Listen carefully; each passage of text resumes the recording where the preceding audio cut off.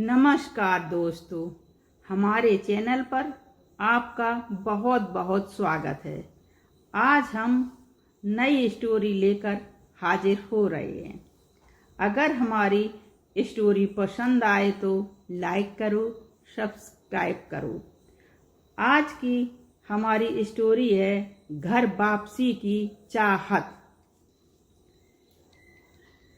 Hello Sonu, तुम्हारे पिताजी तुमसे मिलना चाहते हैं और कह रहे हैं हमारे नाती तेजस को भी लेकर आना। तो सोनू की पत्नी नैना ने पूछा, किसका फ़ोन है? तो सोनू ने बताया, फ़ोन वृद्धा आश्रम से आया है कि तुम्हारे पिताजी बुला रहे हैं और साथ में तेजस को भी ले आना। तो नैना बोली, इस बुढ़े को अभी भी घर की रटना लगी है। इस उम्र में वहाँ भजन करने में मन नहीं लग रहा है। यहाँ से कोई नहीं जाएगा, बड़ी मुश्किल से तो जान छूटी है। तो बेटा सोनू ने कहा, हम नहीं जाएंगे तो उनके फ़ोन आते ही रहेंगे। तो नैना ने कहा, जाओ एक शर्त पर, उन्हें लेकर नहीं आओगे? तो सोनू ने कहा, ठीक है। सोनू अपने बेटे तेजस को लेकर वृद्धा आश्रम पहुंच गए। वहां देखा पेशाब से भीगे कपड़ों में पिताजी लेटे हुए हैं। अच्छे से बोल भी नहीं पा रहे थे। और सोनू के बेटे तेजस ने कहा, दादू को पापा घर ले चलो। तेजस 15 साल का समझदार हो गया था। तेजस ने कहा, दादू यहाँ किस लिए हैं?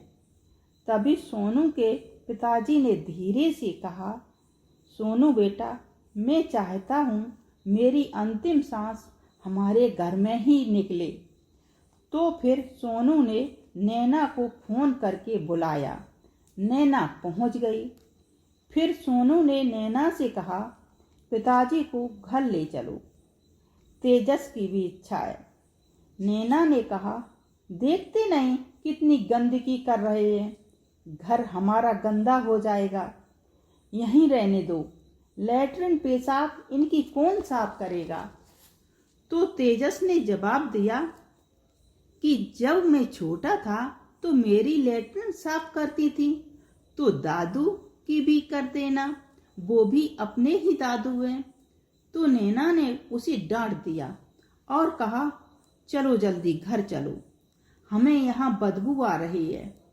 तो सोनू के पिताजी ने कहा, बेटा तुम एक रात के लिए मेरे पास रुक जाओ, मेरी हार्दिक इच्छा है। तो तुरंत नैना बोली, अरे अरे, यहाँ कोई नहीं रुकेगा, यहाँ बहुत गंदगी है। फिर तेजस बोला, माँ अभी मैं छोटा हूँ, तो मुझे मार के धमका सकती हो। जब मैं बड़ा हूँगा और आप लोगों की उम्र दादू कैसी होगी तो समझ लो यही हाल होगा, क्योंकि संस्कार इसी घर से मैं सीख रहा हूँ। तो नैना ने खींच के एक थप्पड़ मारी और तेजस और सोनू को घर लेकर आ गई।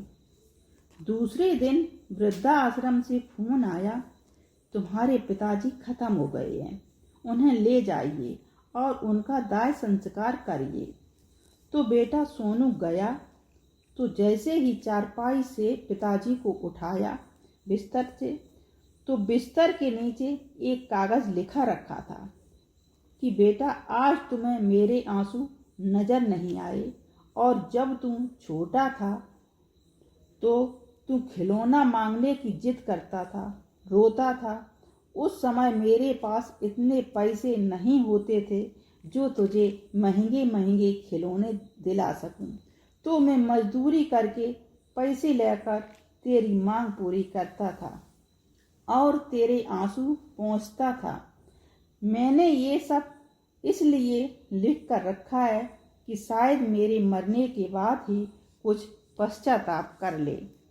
ये पढ़कर सोनू बहुत रोया और फिर दाह संस्कार किया। उसके बाद घर पहुंचा तो नैना ने कहा, आ गई फुर्सत होके, चलो अब सुकून मिला।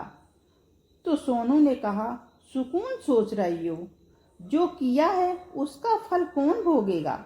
तैयार हो जाओ तुम। और मैं खुद भी तैयार हो गया हूँ।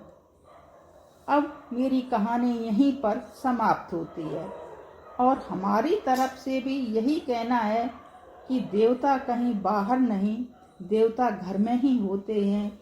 इनकी सेवा से भगवान के द्वार सदैव खुले रहते हैं। जय हिंद।